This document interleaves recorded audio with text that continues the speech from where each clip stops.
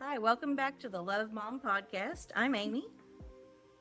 And I'm Kasey. So, Welcome. in our first episode, we told you that we were going to be talking about our experiences as moms of addicts.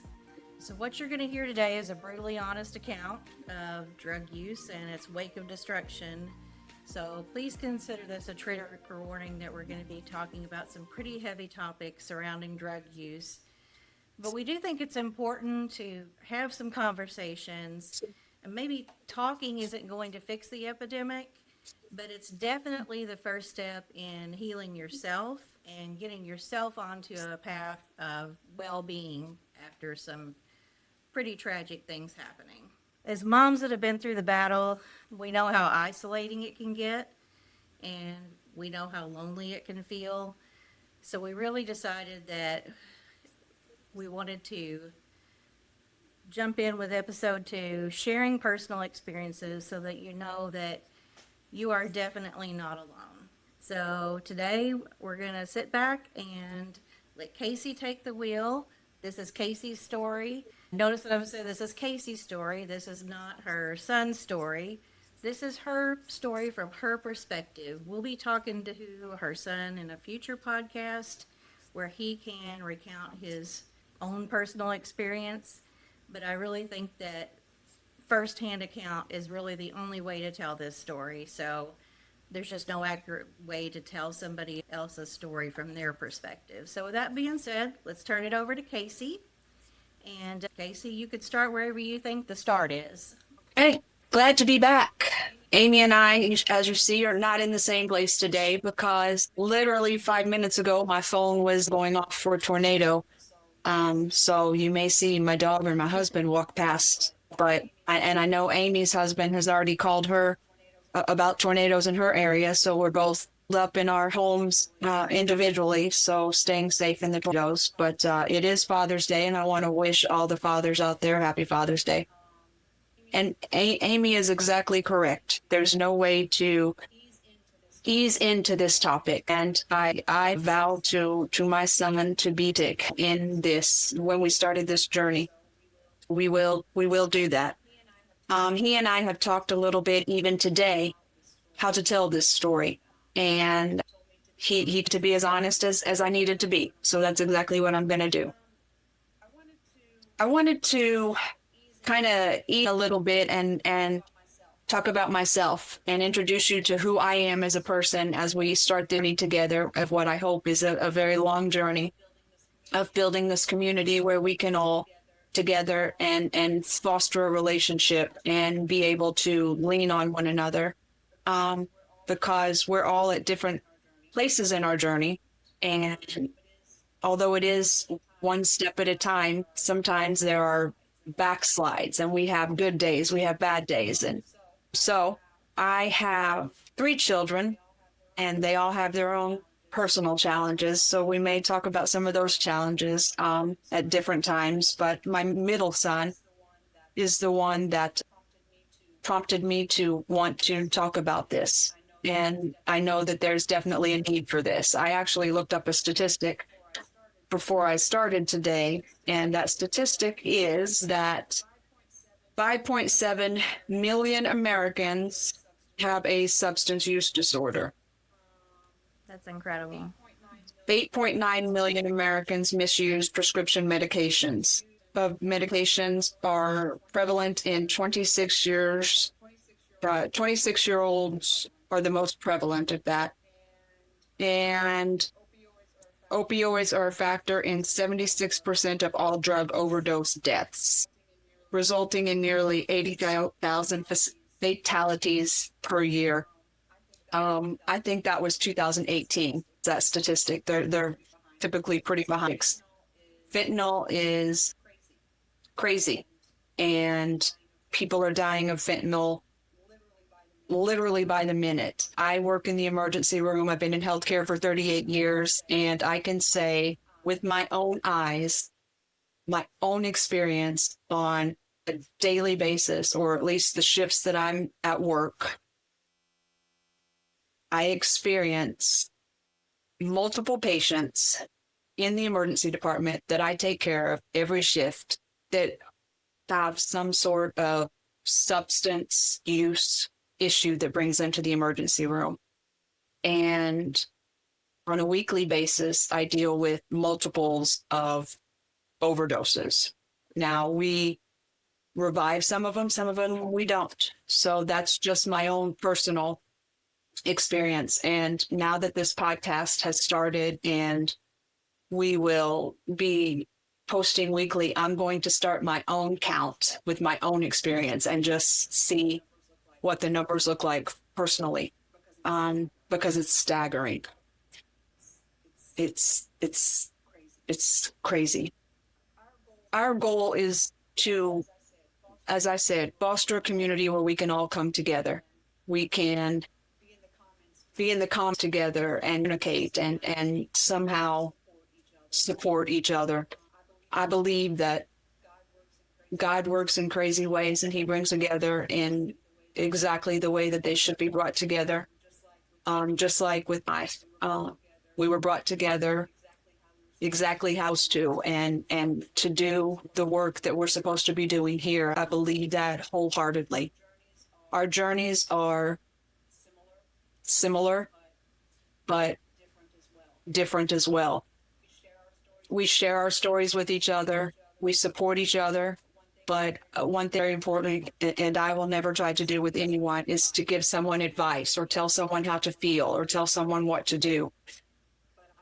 But I will always try to be a support for someone, because I know it felt like, and Amy's introduction, again, it showed me and confirmed that God knew exactly what he was doing when he put us together, because there were a couple of key words that she used in that opening that I have written out in what I'm going to say today. One of them is loneliness, isolation. Those are things that I think everyone that has been on this journey experience. The stigma associated with mental health, addiction, for the user, and the parent or the family on the other side, the loved one, the friend, the support person on the other side, the person that loves the person that's using. You pull away from everyone because you don't want to be judged. It's embarrassing. It's hurtful. The people that have never experienced or pretend like they've never experienced it, they want to down at you, oh, she has a kid that used drugs. What did she do wrong? How did it happen? They must not have raised the kids right. They must not have done this. They must have done that. Okay, maybe. Lo and behold, something happens and their kid or her husband or sister, brother. Because I promise you, and I have to look at statistic, it impacts every family somewhere. It's not that someone does something wrong. I believe in my heart of hearts that everybody, myself included, is one crisis away, addiction from homeless. Who to say what is our breaking point? I'm no better than anyone. I'm no better than my son who chose to use drugs. I'm no better than you or anybody. That's why I'll never judge it. You never know what someone's going through unless you've been there yourself. So it's quite humbling. It certainly opens your eyes to a whole different world. So that being said, the poet Robert Frost acknowledges that we all have challenges and struggles, and the only way for true healing, learning, and growth is to push through those challenges, and that's what we have to do. So, as I said about me, I'm married. I have a job that is very demanding, and probably one of my downfalls is my job. I always thought in these 38 years that having a job and being successful and making a lot of money and setting good examples for my kids was the American dream, and that would making money and providing would be what my children needed. Now, as I look back, and I have grown children, I realize that probably was not good. That I often missed school things because as a nurse, you work 12-hour shifts. And I think that if you would ask children, especially my daughter, I was absent too much. And that causes me to feel very guilty, especially when we talk about this subject.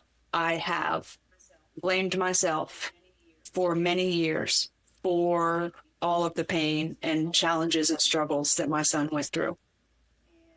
And I would say until today, when he confirmed that I didn't know when my son started using drugs, probably because I didn't want to know. Right. It was easier to bury my head in the sand and believe that it wasn't happening. Same for me. You try to find a starting point, and where is the starting point really? I mean, did it start with something besides drugs that led him to drugs, and then the drugs started, or was it just a chance encounter with drugs? It's just, where was the start? You know, He told me today, and I thought that I knew that it was about when he was 13. I had always believed that it was when his dad and I got divorced. And it wasn't. It was person related. So I guess I'll learn more about that when he tells his story. It'll be interesting. It'll be interesting. Eli and I have a very special relationship, or I like to think we have a very special relationship. He is very much like me. Our personalities are very much the same. I don't know. I tend to lean on him for a lot. I don't know. I don't know. All of your children are special in different ways, and you have different stories to tell about each one of them. And I won't go back that far to him being born and tell that story, but I always feel like Eli is my protector. Eli is he's your person. Yeah. Eli has always been my protector. He has, after his dad and I got divorced, there was a point where he came and lived with me, and I was in a different relationship. So we always just had a different relationship. I think I started maybe seeing and believing that there was something going on when he was in high school. His brother is 2 years older than him. They are very different personality-wise, kind of, until you get to, let's rewind a little bit.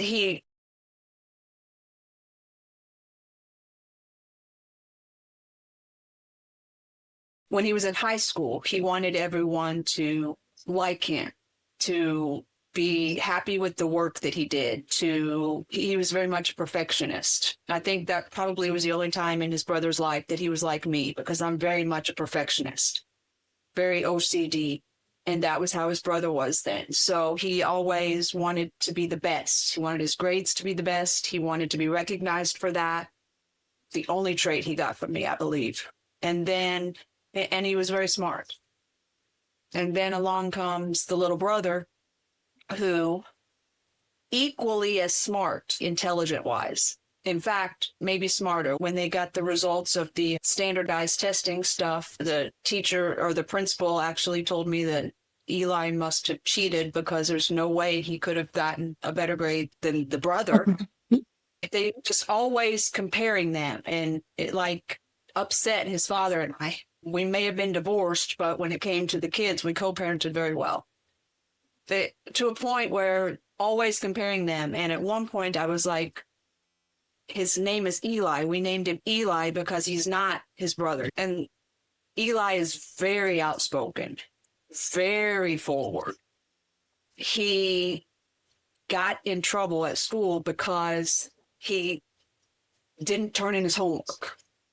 So he was getting all these bad grades. We were getting all these letters sent home. And I literally was negotiating with this child. Just do your homework. Turn your homework in. If you do your homework, I'll buy you this. If you do your homework, we'll do this. So he was doing his homework at one point, and we're watching him do his homework, watching him put it in the book bag. Still getting these letters. We're going to the school. His dad ends up going to the school board, all this stuff because Eli's fighting with these teachers, literally fighting with these teachers. And I'm like, son, you did the homework. Where did it go? And this even was before high school. He's like, how many times do I have to add 2 plus 2 or whatever until they know that I know it's 4? Point taken. So we go back to the school and we're like, okay, so he's bored. So he got really bored way in the beginning. And once they never challenged him, they lost him. And that's when the problems just kept snowballing. So fast forward to high school, I think it was, he had to go pee one time. And they wouldn't let him go pee. So he gets up to go pee because he wasn't going to pee his pants. And I think the teacher put his hands on him and made him sit back down. That was rough. That more school board stuff. His dad owned a business in the town. It just ended up being tragic. So they sent him to this special school. I don't know if anyone knows about special schools, but special schools mean the people have no place else to go. They are the bad kids, the troubled, and this is their last ditch effort. So he goes off to this school on the short bus, and I think he went just a short amount of time. I don't know the exact amount of time. And the instructor person reaches out to us and says, your son does not belong here. And the longer he stays here, the more bad influence he's going to be around and the more trouble he's going to get in. So since he can't go back to the other school because he's too bad, I think he should withdraw from school and take his GED. That crushed my soul. But what else are you going to do when the teacher's saying he really shouldn't be in this situation? And when he's telling me the names of the people who are in this school, when you hear the names, you're like, yeah, I really don't want my child being around these people because it's not going to end. So that's what we did. We let him withdraw from school. And he took his GED shortly after that. And he probably could have been through college before the time that he would have graduated from high school. But that wasn't what was in the cards for him.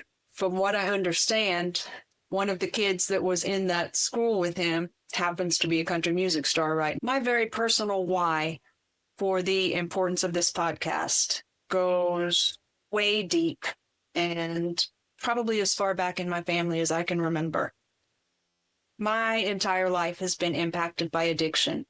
Every male member of my family, both maternal and paternal, has some form of addiction. The early part of my life was impacted by alcohol. My father's father was an alcoholic. My mother's father was an alcoholic, as well as her 2 brothers. I was lucky enough to never experience my father's father while he was actively drinking. He stopped before I was born.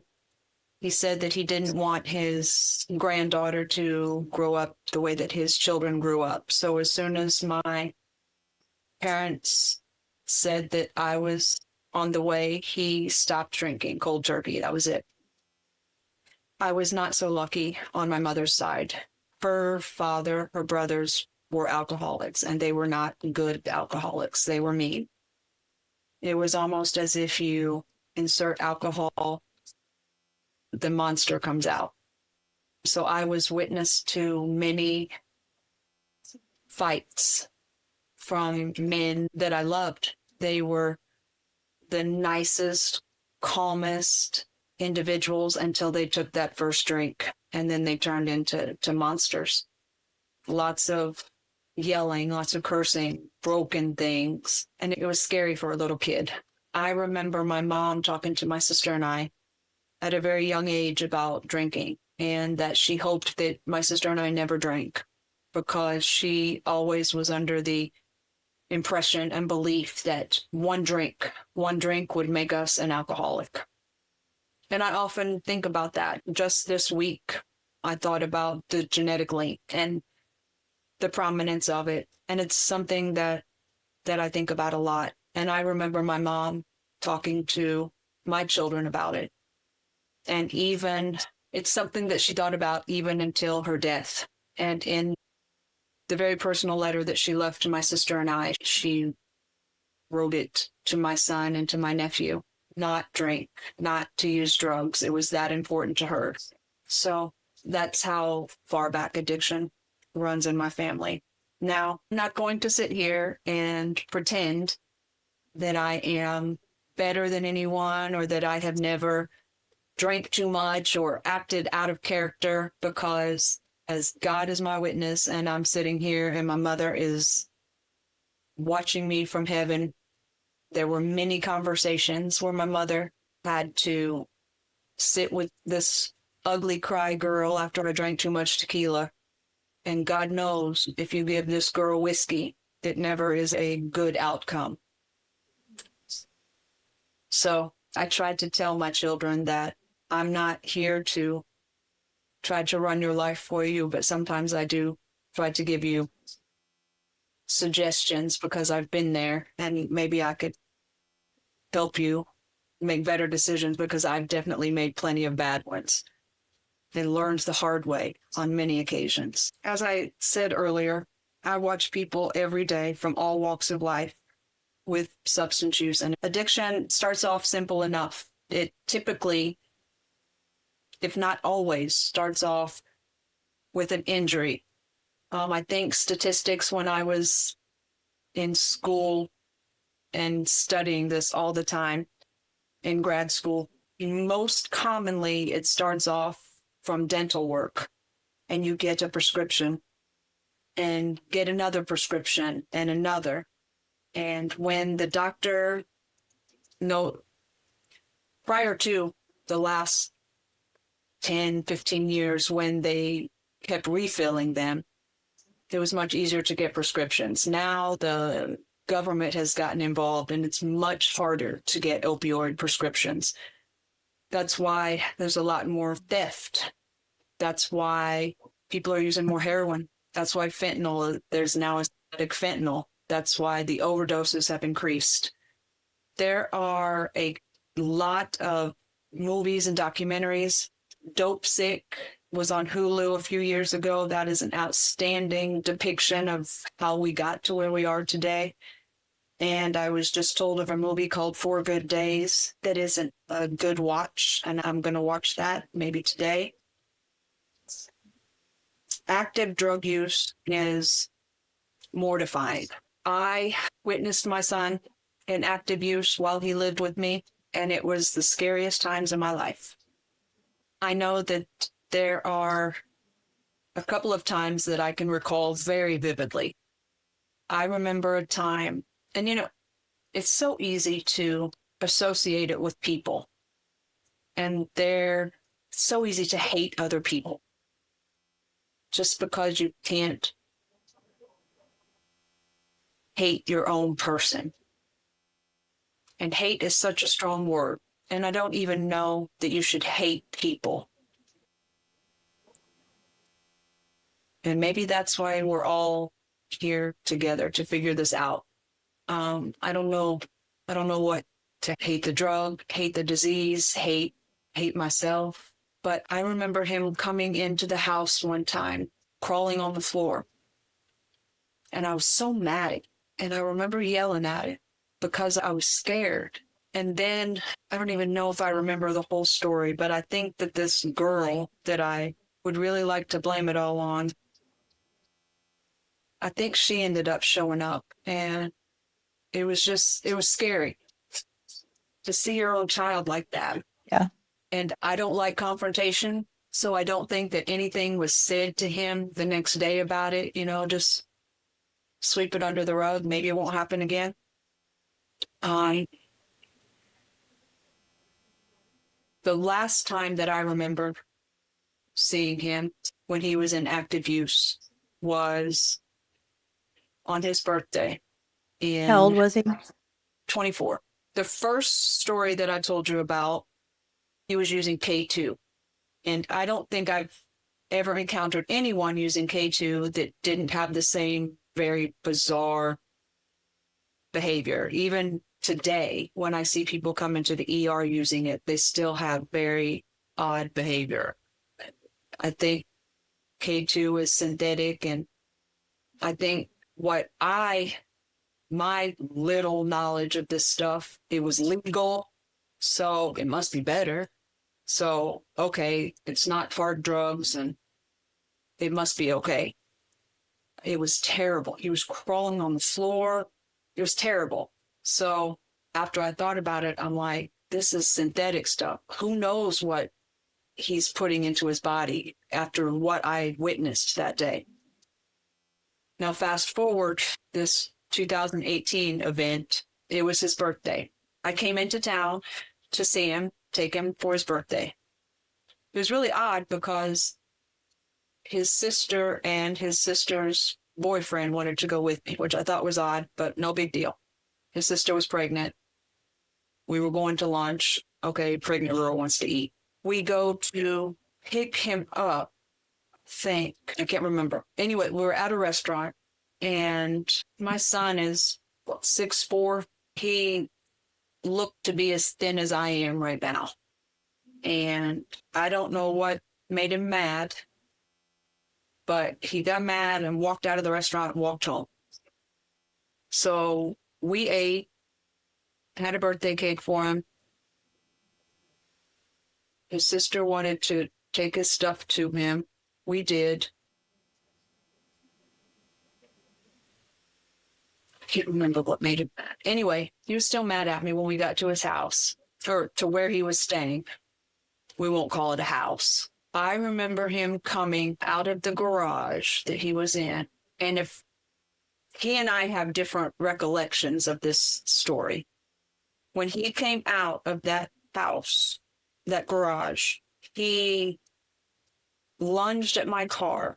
And remember, when I said that Eli is my protector, he does not let people hardly look at me sideways. He lunged at my car, and the face that I saw was not the face of my son. It was the face of a demon. It was the face of a demon. And I dropped his sister and her boyfriend off, and I cried the entire way home.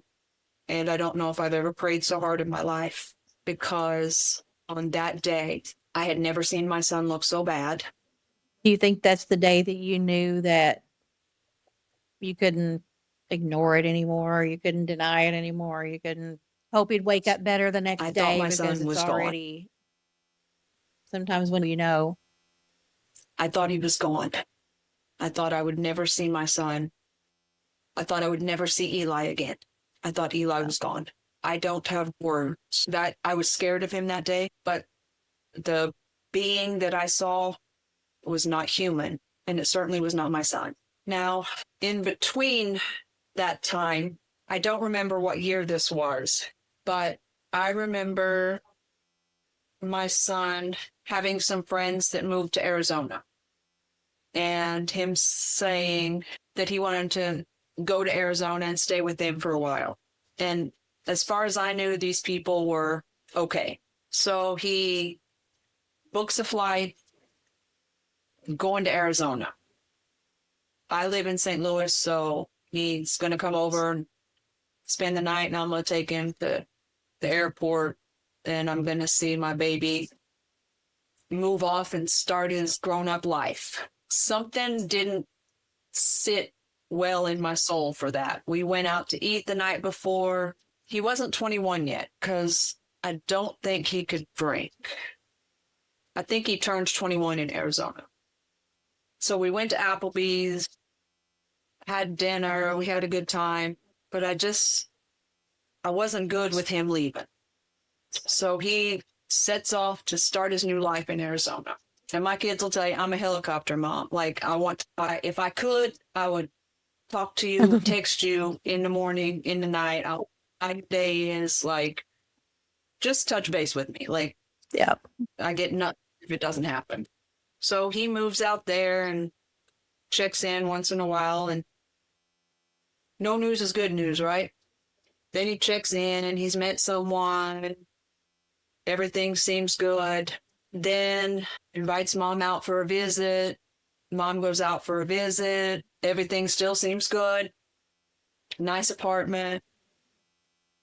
I'm there several days. Mom comes home. Then things just go haywire. I don't know how it was divulged, but story comes about. And I think that I found out through my sister that my son is homeless on the streets in Las Vegas. And of course, what? This absolutely is not the truth. This can't be. This absolutely not.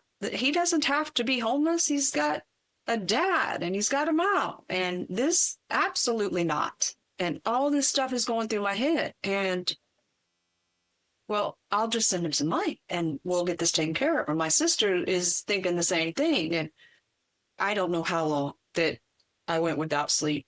I don't know how long my sister went without sleep and trying to get him hotel rooms or trying to get restaurants to feed him. Like, it was impossible to get anyone to take our cards over the phone to get him some food or to get him a room. In today's world, you would think it would be easy. It was so hard. There's one restaurant, a Subway, that we finally convinced to take a card so that he could get some money or to get some food. That was when I felt my world was crumbling. Thank God I had a job that I worked remotely, because I literally sat in the middle of my living room floor and just rocked. Did he tell you why he was homeless, or Because- did he? He talked more to my sister than he talked to me about it. And Was he answering the phone when you called, or? he did. My sister is also very protective of me. And I think even now they have a very special relationship. And I often don't know if I always get the whole story of things, because if he shares something with her that is not meant for me to know, she's not ever going to break that confidence. And I would never ask her to break that confidence, because I want him to know that he has someone to go to if he feels like he can't come to me. My kids always joke about me being a hothead, and I'm going to cuss and carry on about, or I'm going to be mad if something happens, you know. Mom's going to be mad that I'm homeless in Las Vegas, and she's going to raise hell about it. But then she's going to kick into overdrive and do whatever she can to fix it. Mom's going to be mad that I got arrested for whatever I did. But we just have to listen to her for 5 minutes, get it off her chest, and then she's going to snap out of it and be on Then our she'll side fix and it. then she'll fix it. And that might not always be a good thing, because unfortunately with Mom, there was never, I always tried to fix it. Until I didn't. Until I learned that me fixing it, me creating that codependent, and it wasn't helping. I had to set some boundaries. I had to let him know that I loved him and I'll support him, but I can't, I'll feed you and I'll help, but I can't send you cash, because I don't always believe. And, you know, the trust was broken for a while.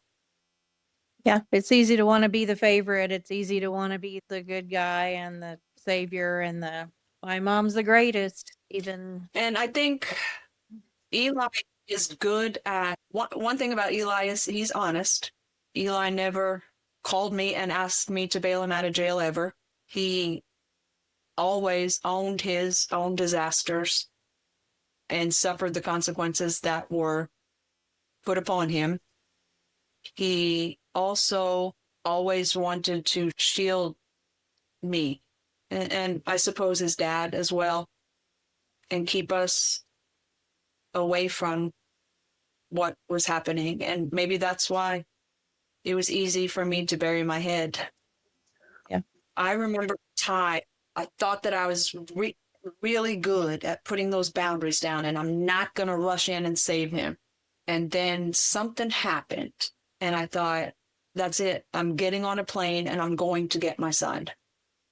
And I opened my computer. I didn't care what it cost. I was getting a plane ticket and I was going to Las Vegas and I was going to get my son.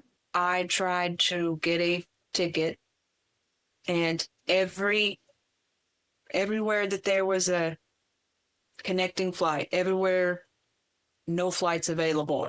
I thought, this is crazy. There's no way for me to get from St. Louis to Las Vegas. This is nuts. This cannot be happening. And it was just God saying that I'll take care of this. You know, I had just prayed with the pastor, and the pastor said, you've got to give it to God, but you've got to get out of the way. You've got to let God work this out the way he's going to work this out. And until you truly do that, and until you truly get out of the way, this is just going to keep messing up. And it was at that time that Eli got arrested and stayed in jail for a while, a month maybe. And he called me and he said, if you will come and get me when I get out of jail, I'll come home. Done. That was the quick turnaround time to Las Vegas. And I think the ticket then, after trying everything, not caring how much it cost, I think the ticket when I went then was like $39 on trip. Wow. So all I had to do was get out of God's way. And when I was like, why are you in jail, Eli? Thinking that he had done something, it was a traffic violation or something. So God does work it out. I think that we've made it to the other side of the crazy, but it wasn't without a lot of twists and turns and denial, isolation, denial, loneliness. Addiction impacts not only the person using, it has many impacts on them, physical, financial, and when my son blesses us with his appearance, he'll share his story with us. But it impacts the parents and the family. And my sister sent me a little blurb today. I just asked her if she would share just briefly how she felt during that time when my son was in Vegas and she was communicating with him, because she and I are communicating quite a lot during that time. And I want to share just a few of the things that she shared with me today.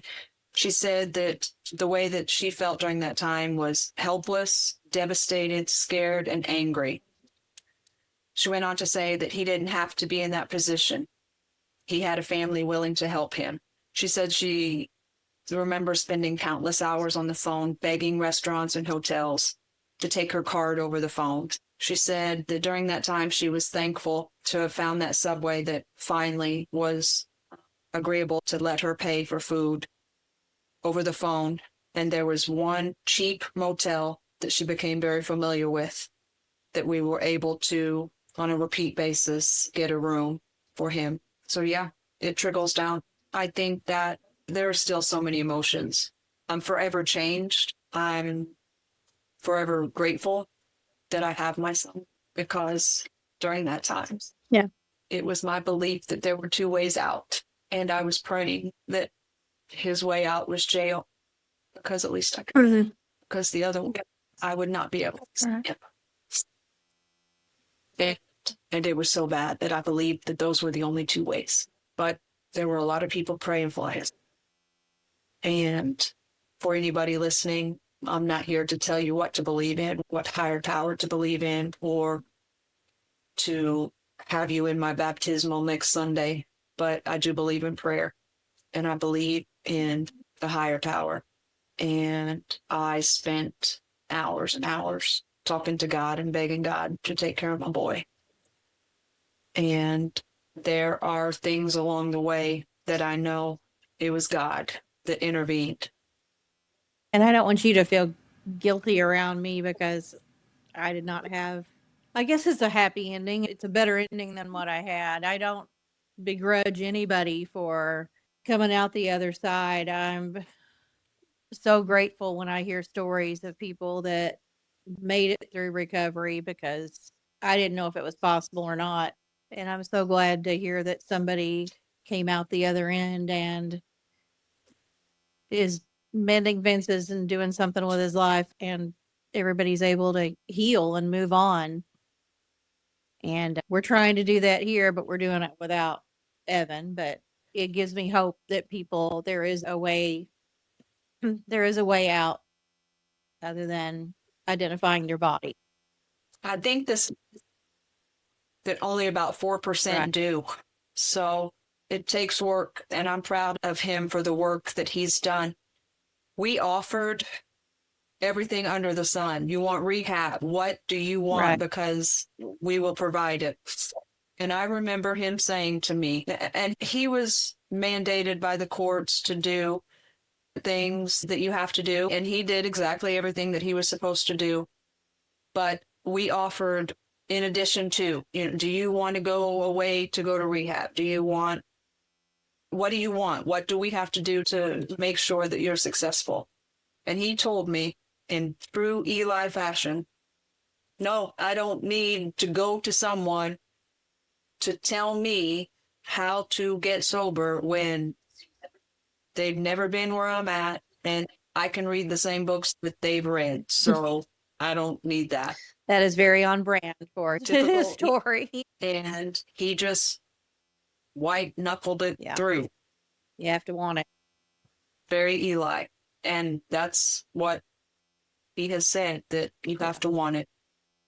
We've talked about relapse. Is that something you're worried about? Again, I worry about it every day. I do, especially when chaos happens. He was close with my mom and losing my mom, and he went through some other life challenges at the same time. And of course, as a mom, your first instinct is, oh my God. And my sister made a comment during that time about Eli losing weight or something, and my head just, she was like, no, Trying to lose weight. He's going to the gym. He's trying. I was like, are you sure? So where my mind goes, but everybody handles stress differently. I mean, losing my mom was hard for me. I don't know. I don't know if I had a problem that I wouldn't have backslid to some of the pain go away, So Eli, I know you're listening. Text your mom like 4 times a day, 5 times a day. Good morning, good night. How was your lunch? Just so she knows that you're okay. He's a good kid. Yes, he is. Doesn't matter. It does not matter how old your kids get. They're always your kids. And I can't believe that Eli is as old as he is, because he still is that same cute little chubby cheek boy. And no matter what we've been through, or the fear, the chaos, the anger, none of it, how much that you love your children, none of it changes anything. And I don't want to tell your story, Amy, but I'm just so taken aback the response that you got when you got that phone call, when you were met with, I can't believe you answered. Or for those of you listening that I'll probably retell this part, but the night that I got the phone call that Evan had died, he was several states away. He had been homeless. They had found his body in an alley, and he still had his phone on him. So the detective that was at the alley took the phone and looked to see what the last number was that he talked to, and the last number said mom. And she saw the text conversations, and she saw the call log where, I'd called 5 times a day. And she said, this is so rare that you picked up the phone. She said, because most of the time when we find someone that's overdosed, we find someone in a hotel, we find someone in the street, wherever it is, we'll start trying to locate family, and most of the time we don't. Or if we do locate family, they say, I don't want anything to do with this. We've wrote him off a long time ago. And she said this was an absolute shock to them, that not just that we answered the phone, but that we trucked ourselves to the little police station outside of Atlanta to talk to them and pick up his things and see what they knew and give them information. We were there within 24 hours, and she was just absolutely stunned that they got that kind of response. It's not typical. Sadly, it's so sad that so many parents just write them off, and maybe they didn't have parents to begin with. Who knows? But I know that just from talking with some of the people that he was living in and out of hotels with, they said that they knew he was very different from them and he wasn't like them. And that's what most of them had said, that they knew he wouldn't make it because he was not like them. He wasn't a street kid. He was somebody's child. Yeah. What's sad is that everybody is somebody's child. And it's sad that people don't know and that they have to turn to the life that live to survive. There were so many of them that were living there or around or in and out of these hotel rooms and houses they were at, that, yeah, they had no option. And here was a kid that was choosing to be there. Make no mistake, he was choosing to be there because we had been to Atlanta multiple times. And he chose to be there rather than come home. I mean, there was a kid walking around with a designer backpack with $180 jeans on his butt, whose mom was calling nonstop, begging him to come home, where he had a bed, a fridge full of food. He had everything he could ever want, and he still didn't come home. Well, Eli will say the same thing, that you can't blame anyone else for his decisions. And he also told me at one point that there was nothing that I could have made it any different, that he had to do it himself. And I think that'll be a whole other podcast topic, talking about the things that we've both done.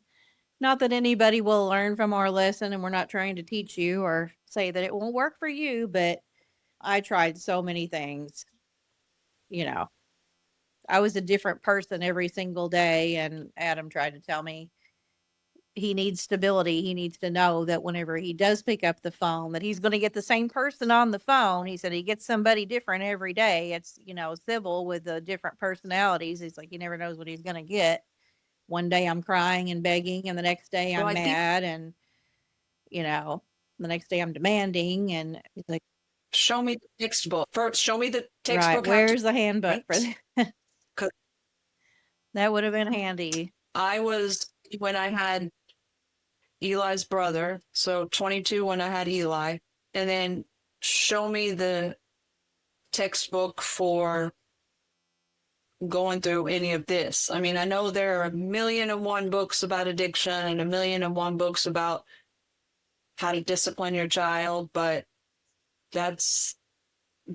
everything goes out the window when it's you personally, and do the best we can. We do the best we can with what we know, and our knowledge comes from how we were raised. So we do the best we can. And I've tried to apologize to my kids for the mistakes that I made along the way, because looking back now, I know where I would do things differently. And I think that the greatest joy of being a grandma is knowing where I made the mistakes the first time. And I think that being a grandma, or a great case, is you get to do it differently. It's almost like your parental do-over. And I think that that's the joy of it. So many people say, I can't put my finger on it. Why being a grandparent is so different. And for me, it's the parental do. And being older, I feel like I'm more patient. I'm trying to not put so much focus on work and being more present when I'm with the littles, and just enjoy what I missed out on the first time. unfortunately, it doesn't make up for the mistakes the first time, and I can't take any of that back. But I certainly learned from it, and I'm doing better the second time around. Yeah. I hope I get that opportunity. So I do have a son that's 27, so he's got to meet somebody first. So super he ready will. for that. He will. The littles Yeah. are everything. I just want to quit my job and homeschool them and love on them. But Yep. I think the littles may have had a little something to do with Uncle Yaya not using drugs anymore, but we'll see if his story. I'm sure there are so many pieces that will come to my mind as we progress through our yellow brick road journey here. But I do think there's a lot of things that you forget until you start piecing together the timeline and you start remembering. I mean, there's so much that I remember in bits and pieces a year later or 6 months later. There's a lot that I just could not deal with, and I'm just now getting that back. So one thing will take you to and another thing, or a trigger, I guess. Something will trigger it, and you'll be like, oh yeah, for that. Yep. So we've got a lot to unwrap and share, and I'm glad that you're along this road with me and that we can help each other, hold each other up, absolutely. foster this community where we can share and allow people to express openly things that they've been through or are going through or even suspect is going on in their family. It's ugly. Dark and it's ugly, and you don't talk about it when you're out to dinner with friends and somebody texts, "How's it going?" Your response is supposed to be, "Doing great. How are you?" You don't even know where to start sometimes. And it was the longest time before I even really opened up to my family about what was going on. And I believe Adam had to actually drive over to my parents' house to fill them in on where we were at. And the first couple times I tried to call my brother, I just couldn't get through the first sentence, and eventually just texted it to him. It's so hard to get out. But when you do, people are so understanding, and if they really love you and they're really your friend, they will be very supportive. It's just, you find out very quickly who your real friends are and who your fair weather friends are, and the ones that stop calling, you find out very quickly. Yep. Or the ones that spread it. Yeah. They're share the ones information, try to dig. Yep. Yep. And then you find out that your business is being put out there to everyone.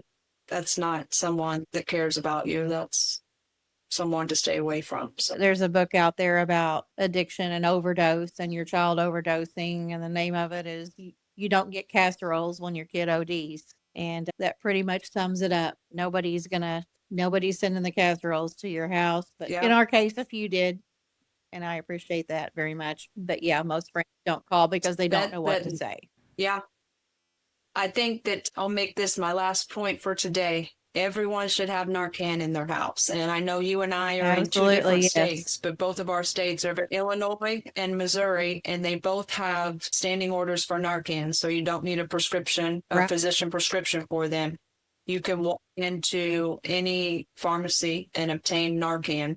And a lot of places you can get it outside of pharmacies. I need to look into that a little bit more, but I was told yesterday that some old newspaper can't think of what they're called, for dispensing apples have and different drug available so that people are getting Narcan or needles or sharps containers, because some of the thought for that is if people are still going to use, it's better to safely use than not, because HIV, hepatitis, 30 needles being left around and impacting other people.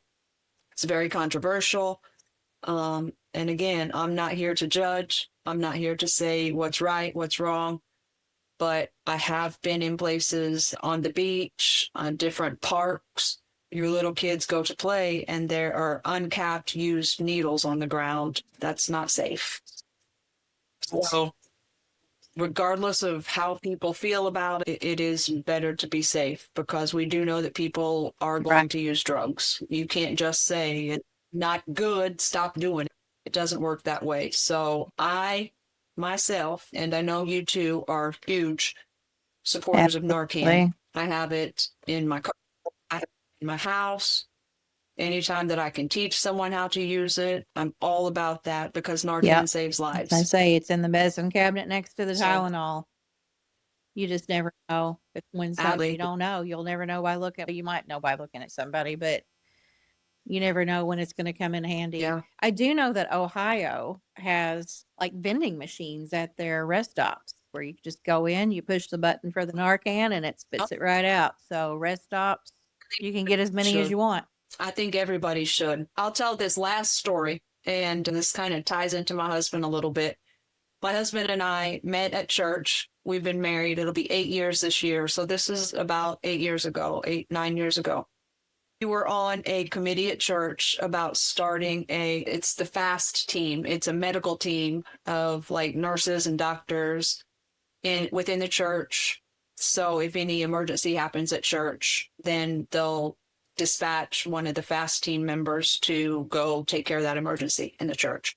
So this was one of the planning meetings, and I was on that team. My husband was on that team. Probably the first interaction that we had with one another. I was still in grad school at the time, and one of my projects was I worked on the team for Missouri getting the standing order with Dr. Randall Williams in place. So I was just coming off of that, and the standing order just got signed. So I've been a big supporter of Narcan. So I brought that up in that meeting. And one of the church people said, "Oh, no, we don't need that." I said, "Everybody needs that." She said, "Who would go get it?" Oh my gosh. Oh my God. One of those people. And I said, "You're thinking about the stigma." I said, "I'm thinking about what about the old lady who had hip Right. surgery and wants to come back to church for the first, and instead of taking one Vicodin, one Percocet, Exactly. she takes two, and she and needs the Narcan." I said, "I'm not talking shooting up heroin in the parking lot and coming into church." I said, "It could be your things." And she was looking like, "Oh my God, what are you talking about getting Narcan? That would make us," They, I'd yeah. never thought that woman again. It's not being permissive about it, and it's not being encouraging. It's strictly to save lives. It's smart, and it could be anyone. We've got to, if nothing else, continue to bring awareness, continue to knock down the stigma, because human nature is people are going to do what they're going to do, but people don't have to die. And if we can save lives, save people's children, save people's husbands, moms, people don't have to die. And if we can keep them alive, there is a chance that they can Do some good. get through it on the other side. Okay. We Made made it it through through another another one. week, and see you next week.